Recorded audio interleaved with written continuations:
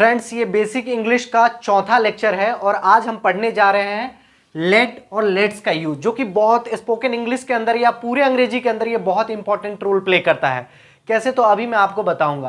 पहले नंबर पे हम पढ़ेंगे लेट के बारे में, फिर उसके बाद हम लेट्स के बारे में, इसका यूज हम कहाँ करते हैं डेली लाइफ में। हम बोलने के क्रम में यानी स्पोकन इंग्लिश की बात करें तो हमें डेली लाइफ में इसका प्रयोग करना ही पड़ता है, ये कंपलसरी हो जाता है। कैसे, तो मैं बताता हूँ।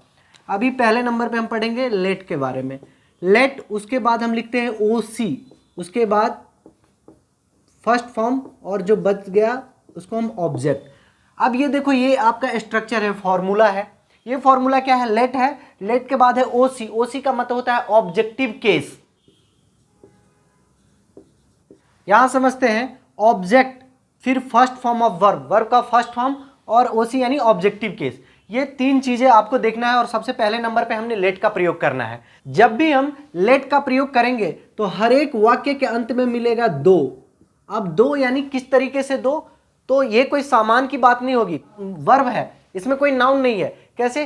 तो मुझे बोलने दो, मुझे वहां जाने दो, सबको क्रिकेट खेलने दो, इस तरीके से उनको अंदर आने दो, सबको बाहर जाने दो। तो इस तरीके का कोई भी वाक्य होगा तो उसको हम अंग्रेजी में कैसे बनाएंगे, तो अभी हम देखते हैं। यहां देखेंगे पहले ऑब्जेक्टिव केस, क्योंकि लेट के जस्ट बाद ऑब्जेक्टिव केस का प्रयोग किया जाता है। ऑब्जेक्टिव केस यानी मुझे, मी, हमें या हम लोगों को, अस, यूएस, हाँ, उन्हें या उन लोगों को, देम, उसे को हम हिम या हर। हिम का यूज मेल के लिए, हर का यूज फीमेल के लिए किया जाता है। सबको, एवरीवन और एवरीबॉडी। तो ये ऑब्जेक्टिव केस के जगह पे कुछ भी हो सकता है, जैसे बच्चों को क्रिकेट खेलने दो, ऐसा भी हो सकता है, राइट। और दो, हर वाक्य के अंत में दो नाम का शब्द हमेशा रहेगा। अब देखेंगे कैसे, तो मैं आपको बताता हूं। मुझे अंग्रेजी बोलने दो, तो लेट मी स्पीक। लेट पहले नंबर पे क्या है? लेट, उसके बाद क्या है? ऑब्जेक्टिव केस, और फिर ये जो स्पीक है वर्ब का फर्स्ट फॉर्म है। तो मुझे बोलने दो, लेट मी स्पीक।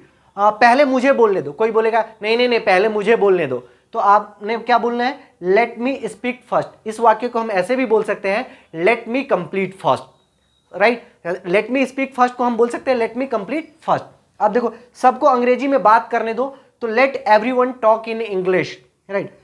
हम लोगों को मूवी देखने दो, तो let us watch movie, right. अब हमने बोलना है कि सबको यहां आने दो, तो late everyone come here, right. उसको अंदर आने दो, तो लेट हिम कम इनसाइड या लेट हर कम इनसाइड। समझ में आ रहा है? प्रधानमंत्री को भाषण देने दो, कि let prime minister deliver speech. मुझे पढ़ाने दो, लेट मी टीच। बच्चों को क्रिकेट खेलने दो, तो लेट चिल्ड्रेन प्ले क्रिकेट। समझ में आ गया? तो इस तरीके से हमने लेट का यूज करना है। अब हम देखेंगे लेट्स का यूज। ये है लेट्स का फॉर्मूला, स्ट्रक्चर है लेट्स, उसके बाद फर्स्ट फॉर्म ऑफ वर्ब और ऑब्जेक्ट, राइट। हर वाक्य के अंत में जब भी आप लेट्स का यूज करेंगे तो हर वाक्य के अंत में ऐसा आएगा, चलो करते हैं, चलो चलते हैं, इस तरीके से। आइए कुछ एग्जाम्पल के थ्रू हम समझते हैं। ये कुछ एग्जाम्पल है आपके सामने।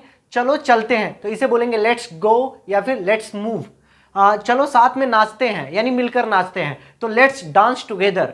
चलो आज रात पार्टी में मस्ती करते हैं, let's enjoy the party tonight, right. तो इस तरीके से कुछ और भी एग्जाम्पल आप बना सकते हैं। कैसे? तो चलो अंग्रेजी में बात करते हैं, लेट्स टॉक इन इंग्लिश। चलो अंग्रेजी सीखते हैं, लेट्स लर्न इंग्लिश। चलो नदी में तैरते हैं, let's swim in the river. चलो पेड़ पर चढ़ते हैं, तो let's climb on the tree. चलो मस्ती करते हैं, तो लेट्स हैव अ फन या लेट्स एंजॉय। चलो गाना गाते हैं, तो let's sing a song. Let का एक और यूज बचा है जो हम पैसिव वॉइस में इसे सीखेंगे। तो आज के लिए इतना ही काफी है। Thank you so much. जय हिंद, जय भारत।